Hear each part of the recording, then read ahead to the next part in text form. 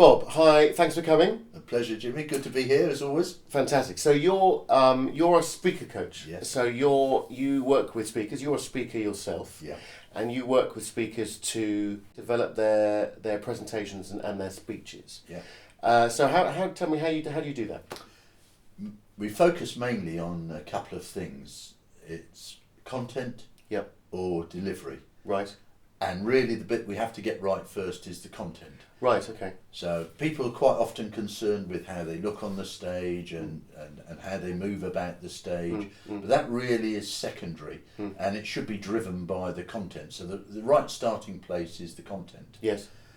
And clients come to me often when they're at short notice. People have asked them to speak and they have lots of great ideas about their business. They understand their subject really thoroughly.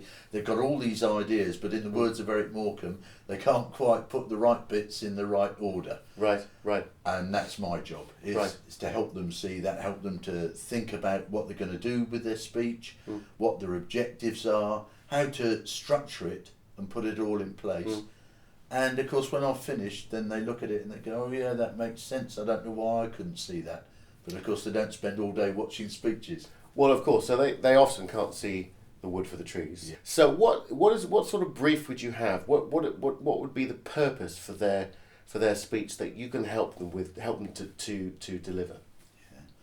Normally they've just been asked to give a speech. They know who the audience is going to be, and they're trying to work out. Probably the most common question they ask is, "What should I say?"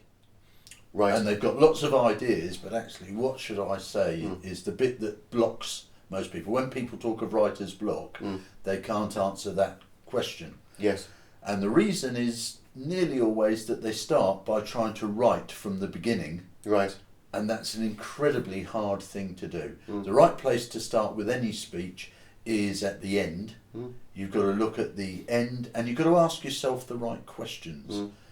So, for instance, if you're thinking of a speech, if you go to the end, you've got to think about what is my overall message. If I could just give one short phrase that would define the entire speech, what would that be?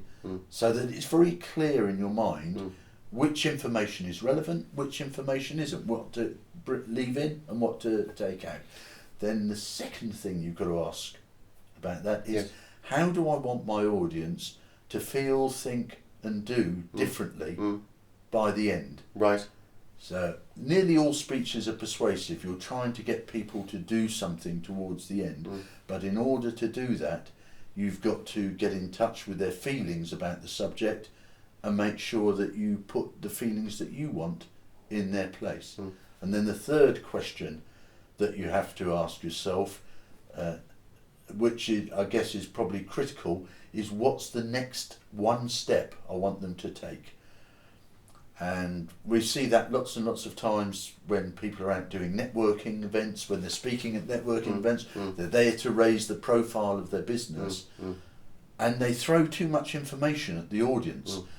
So they come up with all the things they do, every bit of information, all the services their company have. It's overwhelming. It is that's exactly the right word. It overwhelms the audience. But what you really want is your audience to be clear on the one next step. And I sort of pinch that from the digital marketing era. Right, right. So the people who develop websites, they have a mantra which is sell the next click. Okay. And that's all their job is. The job of the web page is only to get the reader to press to the next level. On the next level, so that they progress. And it's exactly the same when you're making a business presentation. What you want to do is get the audience to take the next step, which can be something really simple like come and have a 10-minute chat with me. And that's all it needs to decide if it's worth you both working together and moving on to the third step. So your whole talk should be about starting that process and encouraging people just to take the next step and have a 10-minute talk.